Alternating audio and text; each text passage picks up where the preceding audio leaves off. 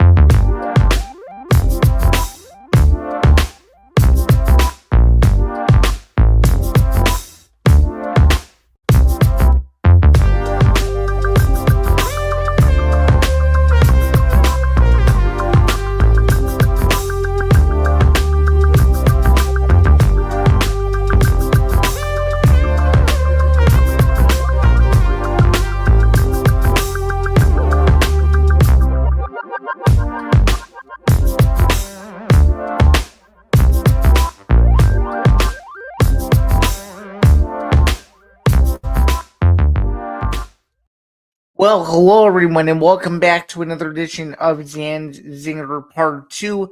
This is for Sunday, August 30th, 2026. My name is Zain Bando. Thank you so much for joining me as always. Really appreciate it. Just a few quick reminders before we get started with today's program. Please be sure to like, follow, and subscribe to the Empty the Bench Podcast Network. To do so, go to youtube.com/ETB Network as we have a huge week of programming planned.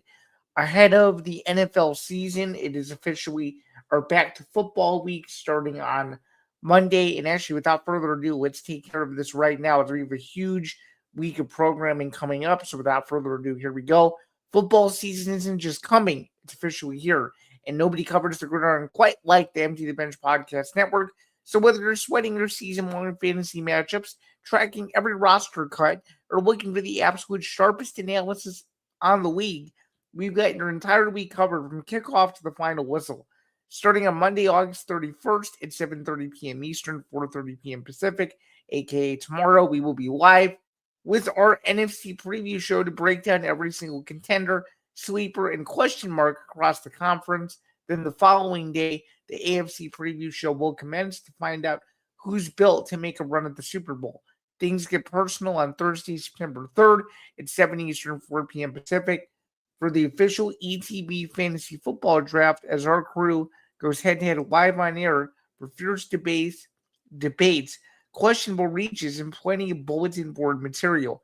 Make sure you catch every single live stream right here. Again, youtube.com/ETB Network and the entire ETB Network family of X channels. So you will see me tomorrow on the NFC preview, which I will mention later in the stream, and you'll see me draft at least for Thursday night. Is Thursday night Illinois plays UAB, and I will be at that game, so it's a little hard to do a live stream or draft in a press box when you're supposed to be quiet. But nonetheless, that is that. Let's get into the show now. But before we do that, very quickly, for those of you who've never seen me before, my name is Zain Bando. I'm a sports journalist and an ETB Network co-host. You can find my work several places, including MMA Knockout on Sports Illustrated, The Sporting News, Ohio State on Sports Illustrated, as well as Field Level Media, which actually, for those of you who follow my Field Level Media work closely, I was off yesterday, given that Shanghai had a very early start time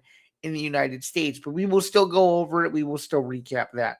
Then, obviously, you can check out the full playlist of content from me across Bando's breakdowns. And, of course, Zain Zinger Part 2. We're getting very close to 60 episodes of this program as a singular show officially, and we just surpassed 104 episodes of Bando's Breakdown. So that playlist is updated and curated every single time there's an episode. So in fact, this episode should already be in the playlist. So if you guys miss it, please feel free to go and check this replay out. We're streaming to a bunch of different platforms, including the X channels of Bando's Breakdowns, ETB Network, Forever Power 5, the MMA Outsiders, my Twitter account, ETB Sports, and of course the YouTube channels of myself and the ETB Network as well. We have about 58 people already in here.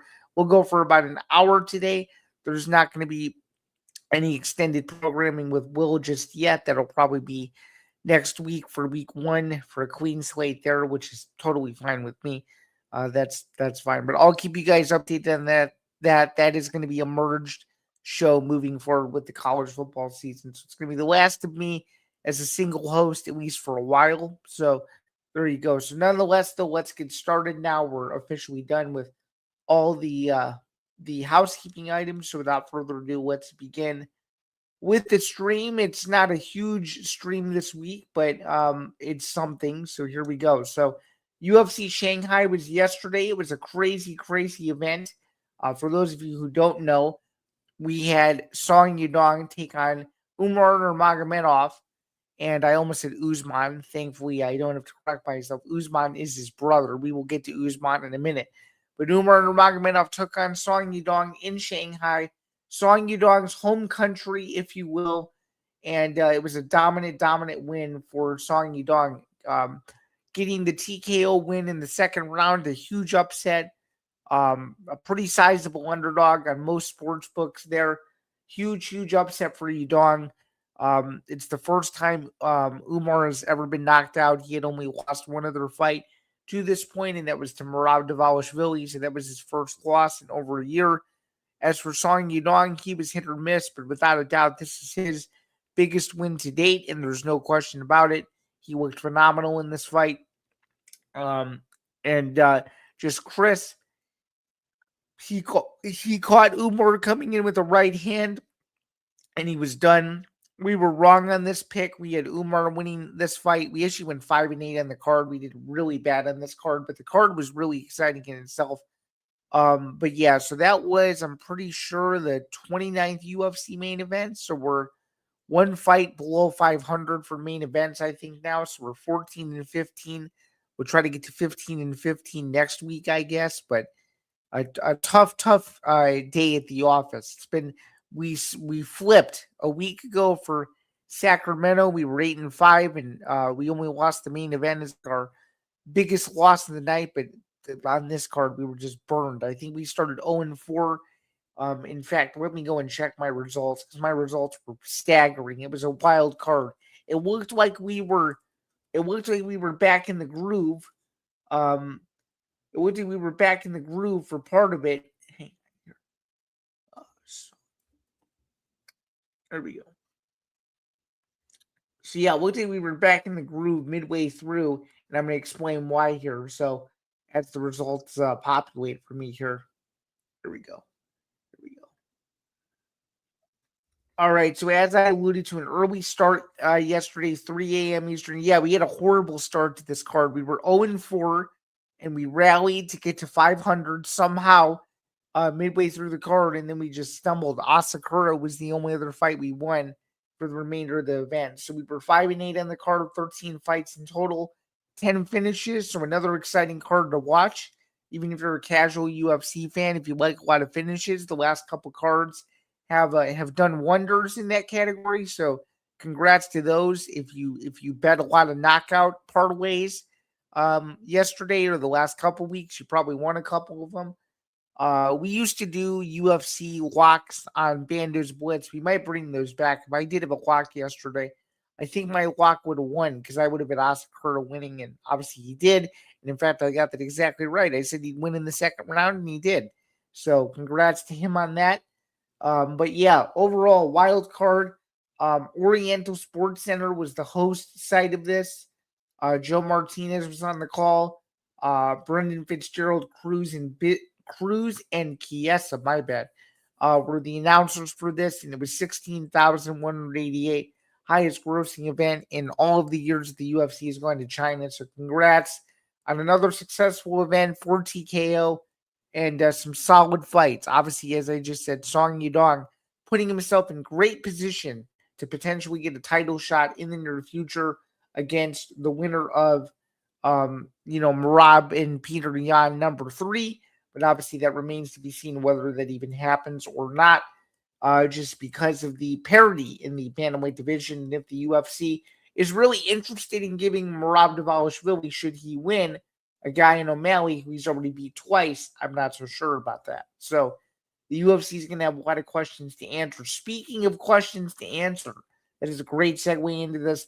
The latest with Tom Aspinall. So we actually got a bit of clarity on the Tom Aspinall situation with Dana White and Spinning Back Fist. Jack Mack did the interview. It was posted a couple of days ago. I think it was on Friday that they posted it.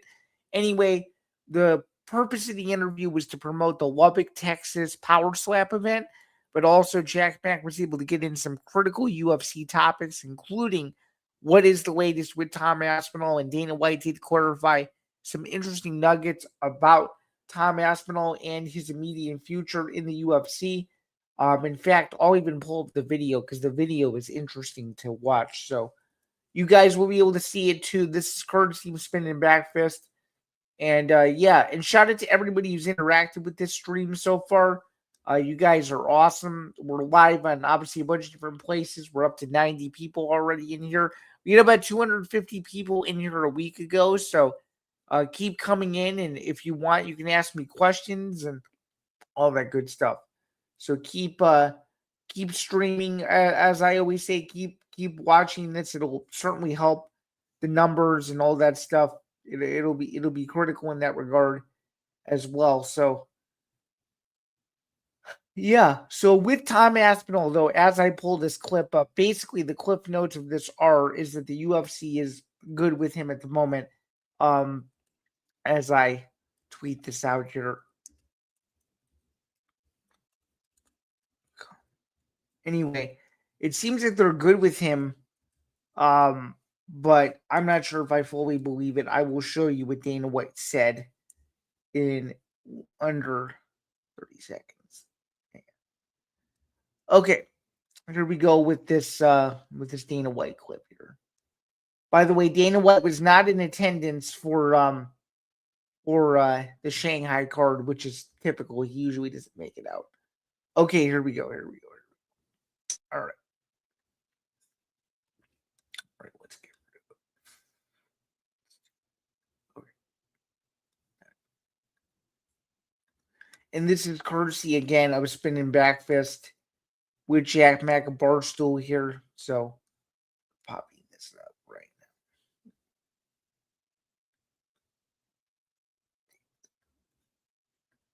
now. Okay. All right. There it is right there. As you can see, it started to play. Let me rewind it for you guys here. Tom Aspinall just released a statement. His striking coach said that he was going to leave the UFC.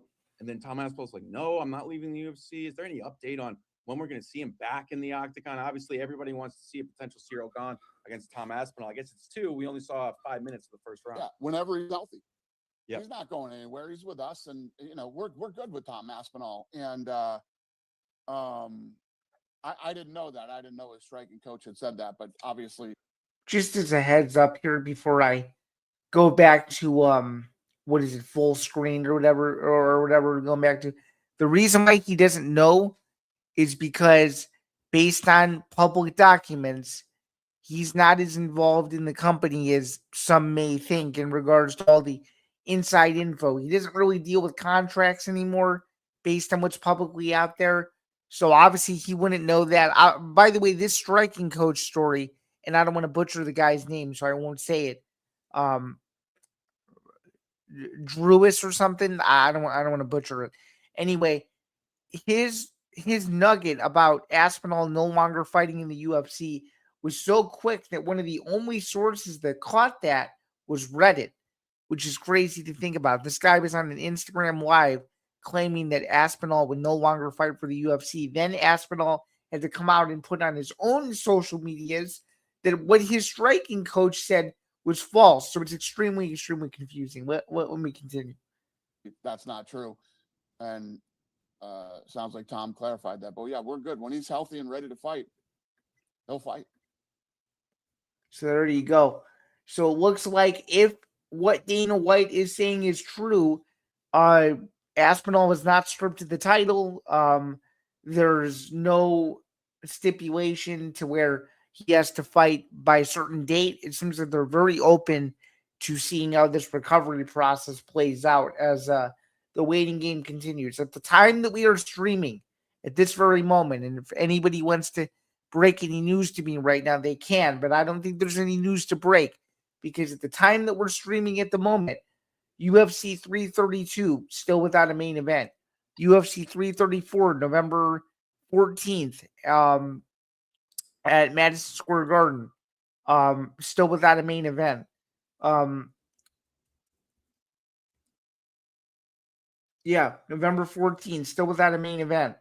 And then obviously UFC 335 December 12th still without a main event. So it's very, very interesting to see kind of what is really going on with this whole mess in the UFC right now. Them not being able to fill main events and stuff like that. We still know what is going on with UFC 331. That's set for September 19th. We know that. There's, Joshua Van and Pantoja, the rematch for that. And then the co-main, obviously, 5 rounds non-title, Arman Tarzukian and Mauricio Huffy. We know that. Then we know UFC 333, which, of course, is the championship doubleheader between Volk and Movsar Evloev.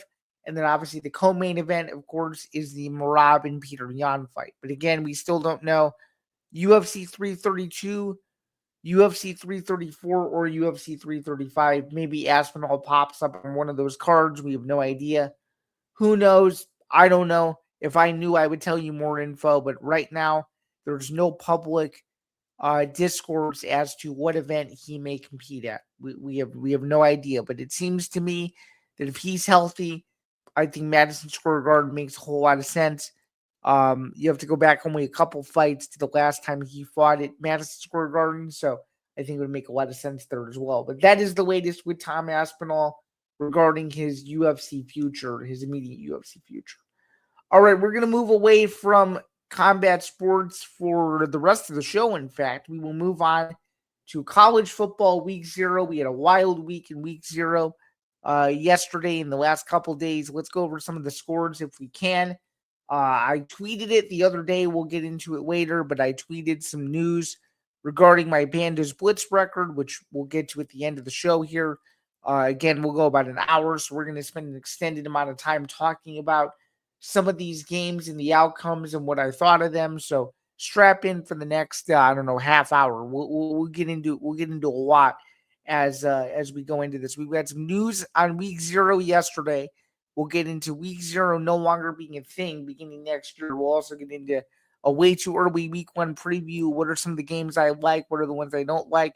Which game will I be at this week? Et cetera, et cetera. We'll get into all that. So let's start here, though. Week 0, there were a bunch of games yesterday. Let's take a look at some of them. Oh, okay. All right, here we go here. Okay. All right, so a big one I want to start with is the lone Big Ten team that played yesterday, USC, a dominant win, 14th in the country at home against San Jose State. Huge win for USC. Jaden Mayava, 286 passing yards. Trent Mosley had a huge game for a freshman. Set a single game record for his first ever game at USC. I think he broke the record of what would have been, I think, Juju Smith-Schuster was the statistic. But nonetheless, huge win for the Trojans, 42-26. Let's take a look at the box score and all that stuff. Let's take a look at the AP story, because why not? The AP story is right here.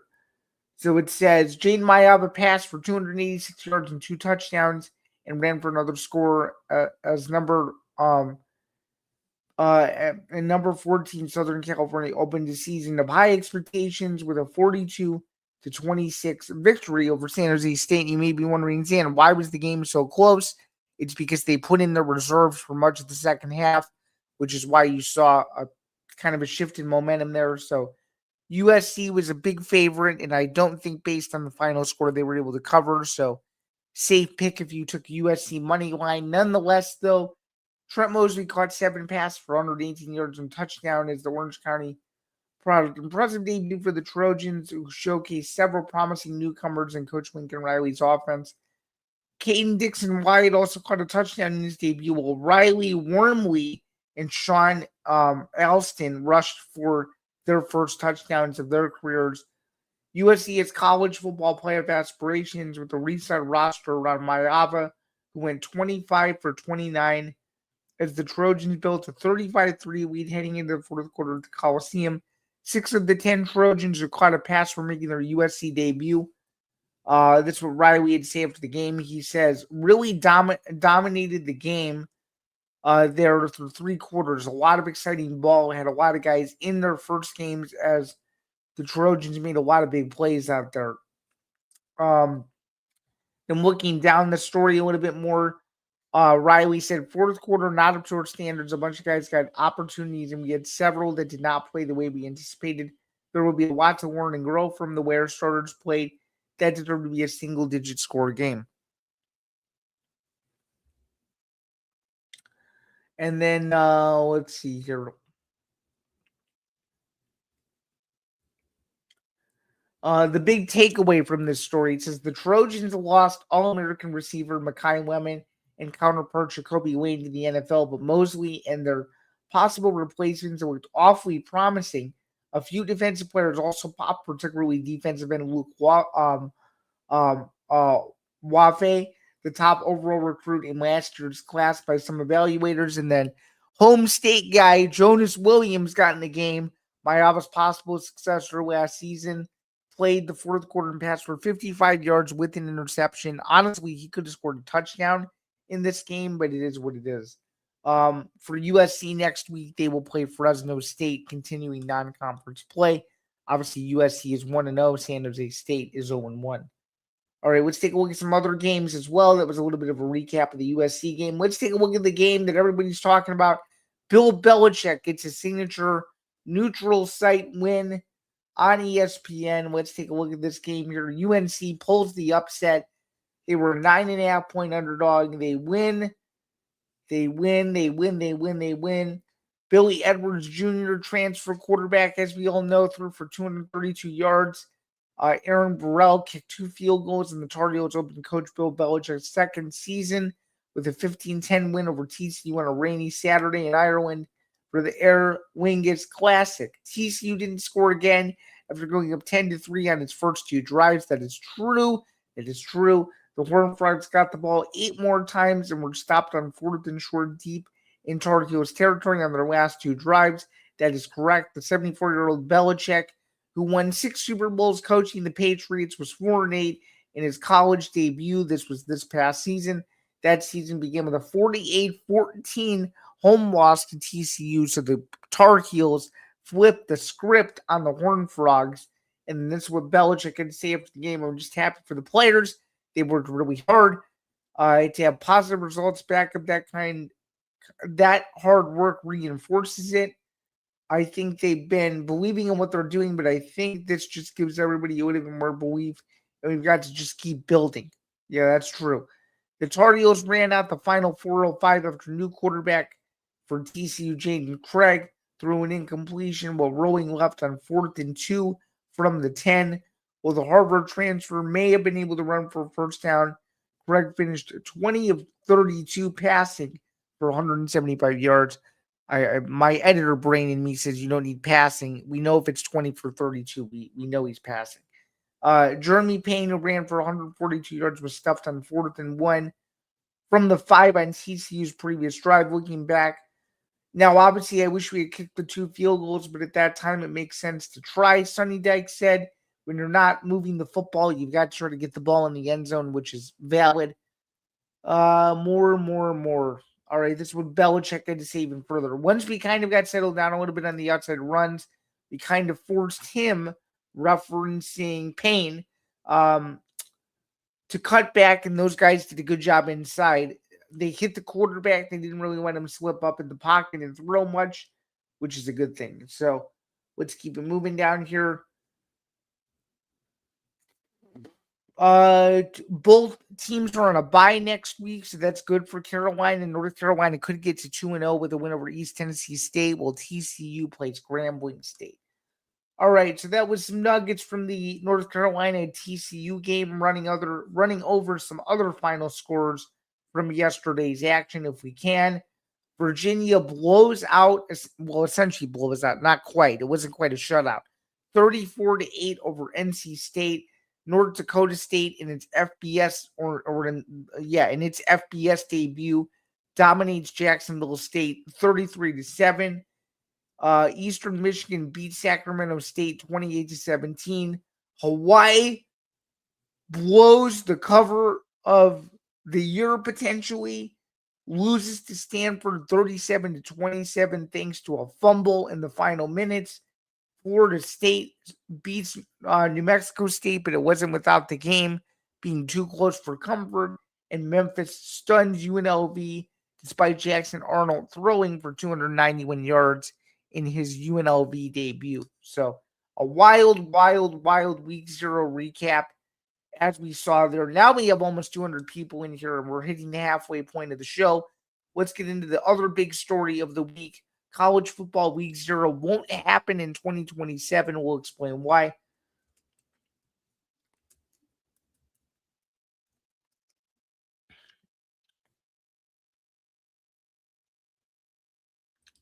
Okay, here's the big story from CBS Sports.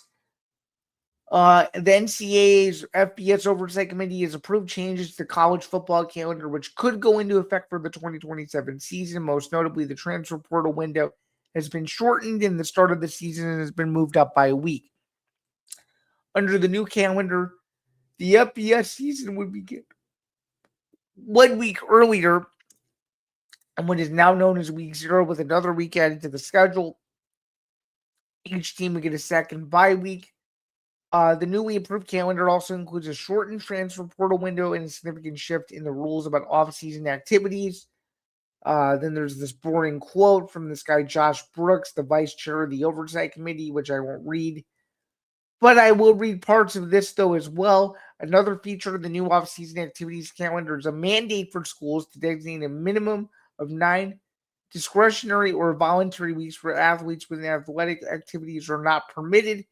This will all lead into a preseason that consists of 21 practices over 21 calendar days, a reduction from the current model of 25 practices over 31 calendar days.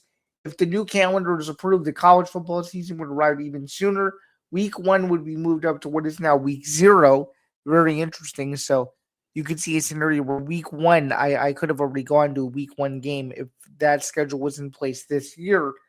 And teams would be afforded an extra off week during the season. And yeah, shortened transfer portal window. Teams, coaches, and fans will have to hold their breath a little less long under the new calendar. If approved, it would shorten the transfer portal window from 15 days to 10. In January, the portal would open on the first business day following Jan 1. With the elimination of the spring transfer portal this year, players already have less time to make their open portal decisions. Under the new calendar, they would have even less time to jump into the transfer market. I think for the most part, this is good. I think week 0 is a good thing. But overall, though, sometimes adding that extra bye week just kind of relaxes the season a little bit. You know when to take a break. I've always enjoyed the 2 bye weeks as someone who covers a team that usually has 2 bye weeks. It's the first time in a couple of years that Illinois does not. It's very interesting. Illinois has a bye. I think it's the weekend of October 17th, and that's the only bye week they have from what I can recall. So, I think it's interesting. I think it's a good thing. I think it allows teams and players to relax, take a breather when necessary. It's all interesting stuff, but I think trying to make the game simpler is a good thing. So I'll take that for sure.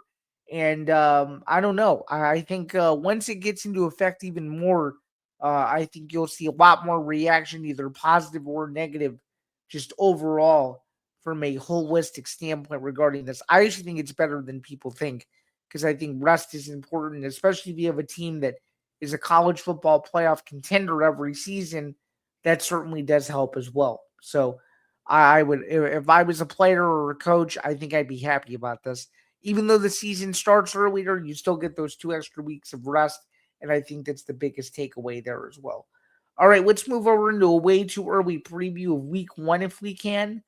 Let's take a look at that here. We have tons of games. It's triple loaded, if you will, or close to that. Obviously, there's going to be a lot more games in week 1 because more teams are going to be playing. Let's take a look here. Okay, so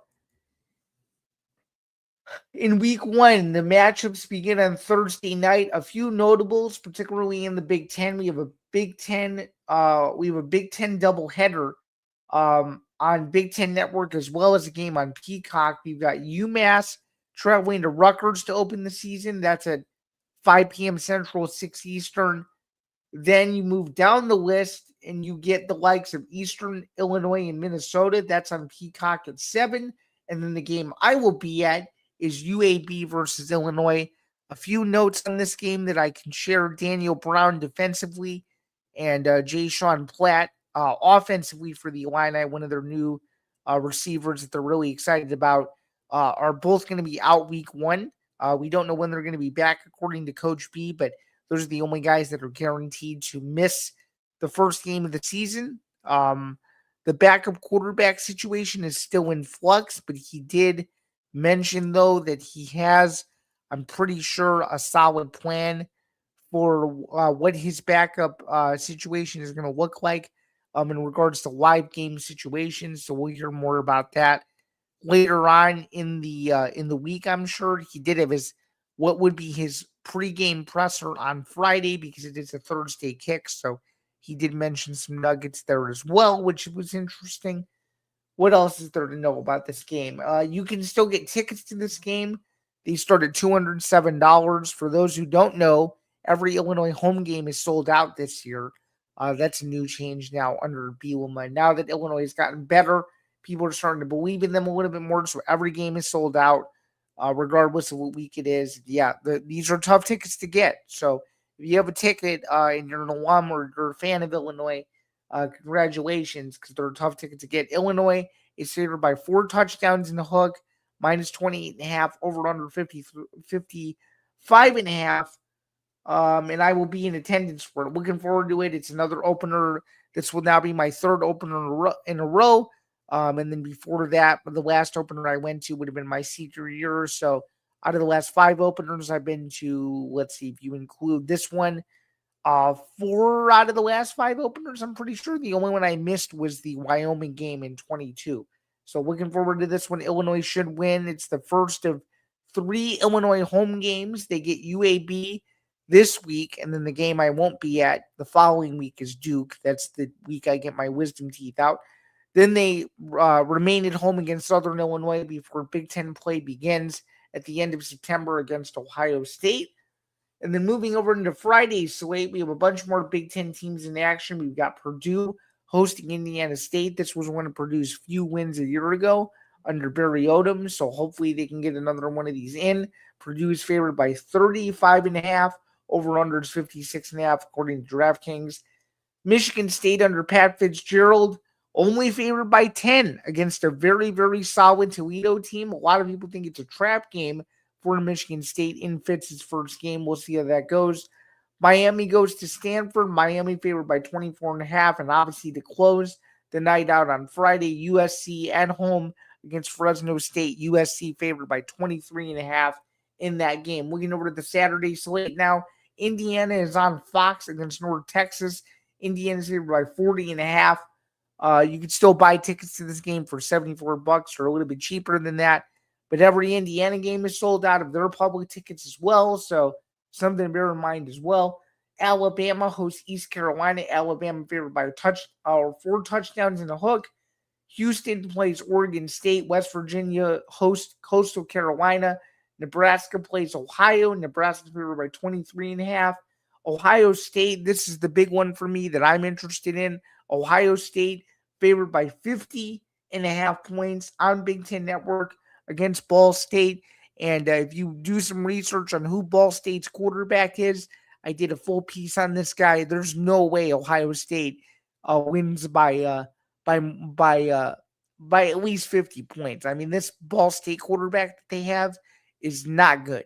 So I would suspect Ohio State should be able to run away with the game. Otherwise, it'll be one of the biggest upsets in college football history if that were to happen. Oregon plays Boise State later on in the day. Oregon favored by 24.5. Penn State hosts Marshall. Penn State's favored by 24.5. Auburn plays Baylor. That's one of the better games. On Saturday next week, Auburn favored by a touchdown and an extra point. Duke hosts Tulane. That'll be a good precursor for Illinois fans. They can watch the Duke game and see how Duke actually looks. That's on ACC Network. Let's see. Northern Illinois plays Iowa in their first game of the season. Iowa favored by 31.5. There's so many games. I can't even tell you how many games there are on this page here. It's a loaded week one. Oh, and then the other big game that everybody's excited about, Clemson, LSU. LSU's favored by 10.5. And looking further down the list, Maryland hosts Hampton. Maryland's favored by 45.5. And then Northwestern in their second to last game, or in its second to last game, rather, at the Lakefront Temporary Stadium, plays South Dakota State. Northwestern only favored by 12.5. Can Northwestern get it done? I'm not sure. And then looking over at Sunday's slate, Wisconsin plays Notre Dame at Lambeau Field. That's a hot ticket. Notre Dame is favored by 3 touchdowns and a hook there, or 20.5 points rather. Ole Miss hosts Louisville. Ole Miss favored by 6.5. Ole Miss is number 9 in the country. And then Florida State, with its first major test on Labor Day against SMU, 6:30 p.m. Eastern, Doak Campbell Stadium in Tallahassee. SMU favored by 2.5. So it's a loaded week 0 slate. Excited to cover it all in the coming days on Forever Power 5, as well as the newest episode of Bando's Breakdowns, which, speaking of Bando's Breakdowns, we will be live on Friday, September 4th, 3 Eastern, noon Pacific, because of the back to football schedule and because of when week 1 falls. It just made sense, and I'll already be at the Illinois game the night before, so I didn't have to rush out to do the show. We'll do a full recap of Illinois. We'll give you any sound bites I get from Coach and all that good stuff and more. So stay tuned for that episode next week. You'll want to tune into that for sure. And yeah, looking forward to it all. So we will get that done for you guys next week. All right, Bando's Blitz now. We have an updated record after week 0. And without further ado, let's actually update that record, because it's an exciting moment, because we've officially begun the football season officially. So that's it. It's right there. Bando's Blitz after week 0. We're 2-1 on the season. We took care of business in obviously 2 pretty tough spots. We took USC money line, which was a little bit scary in the second half, but we got it done. Then the other game we won was Florida State over New Mexico State. And then the one we lost was TCU. I said they'd cover. It was too many points, though. North Carolina wins that game outright. As we said, 15-10 in Ireland there. So we're 2-1 after week 0. Don't know who we have for week 1 just yet. We'll take a look at the slate in the coming days. We will do a Bando's Blitz for next Saturday, so stay tuned for that. It'll be every Saturday, as I said yesterday, every Saturday leading up to the Super Bowl. So lock it in, keep it tuned in. You'll get weekly picks every week, as always. And yeah, before you know it, it'll be time for the NFL. Speaking of the NFL, last year in 2026, we went, 25-26 rather. We went 45-21, and then straight up we went 181-103, and against the spread we went 135-148-2. That also that's the Football Forecast master record there. So you know all the records now. We're going to do a similar thing this year, but this past season we were pretty good on most of these plays. 45-21 for the season. Again, 181-103 straight up, and 135-148 against the spread. So with that, that's kind of nuggets there. All right, let's go over some show programming now in the last 10 or so minutes, because we have some pretty big show programming coming up this season. Before we get into that show programming, though, once again, follow the show on social media at Bando's Breakdown. Subscribe on YouTube, youtube.com/TV Network. And this is what I wanted to populate for you guys, or show you guys as well. Just some of the other shows that you will see coming up on the channel this fall. All right, let's keep it moving here. So let's go and do this regarding just kind of going in show order here. So Gridiron Gurus, ditch the traditional broadcast desk and fire up the grill. It's time to tailgate after my show is over during the season. Ditch your dad's boring old school pregame show and get locked in with Gridiron Gurus on the ETB network. Join Grant Winsauer, Ben Cruz, and Michael Rapolo every Sunday at midnight Eastern, 9 a.m. Pacific for the ultimate Sunday morning kickoff tailgate. Grant, Ben, and Michael give you everything you need in the final hour before kickoff. Last-minute fantasy sit-start advice, sharp betting lines, crucial weather conditions, and real-time injury news that could make or break your Sunday slate. Don't get your lineups or lock in your bets on autopilot. It's kind of weird to say. Join the tailgate, get the edge, and win your Sunday. Catch Gridiron Gurus every Sunday, noon Eastern, 9 a.m. Pacific, only on the ETV network. So shortly after we are done with this stream, you will be able to tune in and catch that. So by the way, these streams moving forward will begin a half hour earlier now in Central Time. So I will begin these streams at 9:30 a.m. Central to 10:30. That gives those guys a half hour to set up their shows. That'll be in a couple weeks though. But yeah, that'll be moving forward at least through the season. So that'll be kind of cool. Let's go through some other nuggets as well as some other shows that we can tune into here. Okay. Oh, yeah, let's go over this. So you may have seen this yesterday, but Trevor Williams is back for Gridiron Gridlock for another year. Before you map out your college football slate, you've got a major traffic alert across the entire country. We're seeing bumper-to-bumper action in the top 25, heavy congestion around the playoff bubble teams, and serious delays if you get stuck watching a low-scoring snoozer, which there were a couple of those this past week. You need the ultimate navigation system before kickoff, and that means tuning in to Gridiron Gridlock with Trevor Williams premiering August 29th. Every Saturday morning, Trevor brings you the full college football traffic report, breaking down where the fast lanes are, routing you around the trap games, and giving you an early look at the marquee matchups you strictly can't afford to be stuck in traffic for. Don't get detour bound this Saturday. Clear your schedule and tune into Gridiron Gridlock with Trevor Williams every Saturday, 10 a.m. Eastern, 7 a.m. Pacific, right here on the ETV network. Map out your Saturday, avoid the dead ends, and coast all afternoon. You may remember him from Empty the Pitch with Kellen McClurg earlier this summer. All right, let's keep it moving here with some other football-related shows if we can. We have one more big one to go over here, and that is Unnecessary Wagers. Looking for the plus money edge this football season?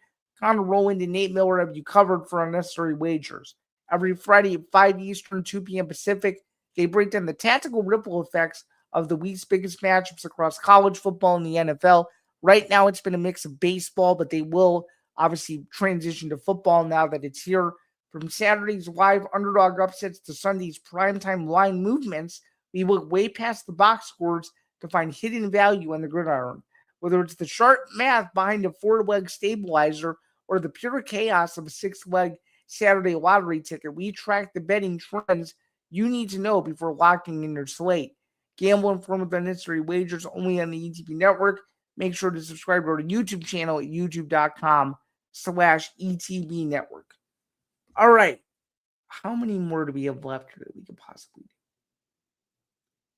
do? Let's see. Oh, yeah, this is a good one, too. FP5 After Hours, when the final whistle blows and the last West Coast game wraps up, the college football Saturday isn't over. It's time to head to the post-game breakdown. Get ready for FP5 After Hours with Nick DiMartino, who was formerly the host of Forever Power 5, coming to you every weekend during the college football season. When the wild upsets, late night covers, and Saturday Madness wraps up, Nick DiMartino takes the desk to break down everything that went down across the country, from the biggest statement wins to the bad beats that broke your heart. Nick has you covered with the fast-paced analysis, reactions, and instant fallout from sunrise to late night. Don't go to sleep without getting the final word on Saturday's action. Catch FP5 After Hours with Nick DiMartino premiering September 5th every Saturday during college football season, only on the ETB Network. Lock in, wait, stay locked in, and recap the chaos. Again, only on the ETB Network. Subscribe to the channel, youtube.com/ETB Network. All right, we're winding down the stream here, but before we get out of here, a few other reminders if we can. For those of you who are tuning into the stream late, it's totally okay because you can catch this episode and or replay or any other Monday special and or replay on YouTube and X as well. So for those of you who don't know who are just tuning in now, you can literally rewind the stream, go back to wherever you want to go to, or you can check it out immediately after the fact. It is archived under the live tab on both YouTube for the ETB Network as well as my YouTube channel as well. And as I said earlier in the stream, there are curated playlists for both shows, both Bando's breakdowns, and of course, Zain Zinger Part 2. We will be back with Zain Zinger Part 2 next Sunday. But of course, as I alluded to earlier in the stream, just want to remind you all again, usually Bando's breakdowns is a Thursday show. For this week, for the time being until Thanksgiving, or actually, wait, I said that backwards. For this week only until Thanksgiving, we will be live next Friday for episode 105, Friday, September 4th, 3 Eastern, noon Pacific. Once again, stay tuned for all that and so much more. It'll be a whole lot of fun. We'll recap Illinois UAB. We'll recap what's happened in week 1 of college football so far, even though we won't have a huge sample size to go over because Thursday's slate is a little bit lighter. We will still go over it. We'll preview UFC Paris. We'll go over a bunch of other things as well. We'll probably even preview that Ryzen PFL crossover card as well, which is a huge card and a massive moment for the promotion, as that main event could give a belt holder 2 titles in 2 different promotions, which to my knowledge has never happened before simultaneously. So I'm excited to do that as well, but it should be a whole lot of fun. Once again, Friday, September 4th, 3 Eastern, noon Pacific, episode 105. You won't want to miss it as such for sure. All right. Let's go through a few other reminders if we can here, because it's very important as we get closer and closer to the 4,000 watch hour goal. You can subscribe to the channel today, youtube.com/ETB Network. For those of you who may be tuning in for the very first time, just to give you a breakdown of what the channel offers, because I have the extra few minutes to do so. Let's do that. We have 17 different shows on this network, including this very show as well. A lot of shows, sports ranging from college football to the NFL to the NBA to Major League Baseball to combat sports to sports media to sports gambling. We have it all. So if you like really any sport, the only one we really even covered as much is hockey. But nonetheless, though, if you like pretty much any sport in the world, including soccer, because we did do a World Cup soccer show, we literally have it for you here. Every show is live streamed, so you guys can come in and interact with any of the hosts on the program. As I can see right now, we have 244 people in here that stayed for the entire hour. So shout out to you guys. We built the numbers up pretty quickly. So shout out to you guys for holding down the fort as well. It was critically important that you guys did that, obviously, because it just helps the growth of everything and all that. So really, really cool that you guys have been able to do that in the last couple of streams, just making sure that everything else is covered, all the bases are covered, and so much more. So, yeah, youtube.com/ETB Network is where you want to go to find out all the shows and all that good stuff. Again, 244 people that tuned in today, so shout out to you guys as well. You can follow the show on social media at Bando's Breakdown. As I said, and then obviously my name is Zain Bando. I'm a sports journalist and an ETB Network co-host. I haven't really gone into this part yet, but you can follow me everywhere on social media at Zain Bando 99, at least for Instagram and X. You can follow me on TikTok at Zain Bando. I'm very, very interactive. My DMs are always open all the time.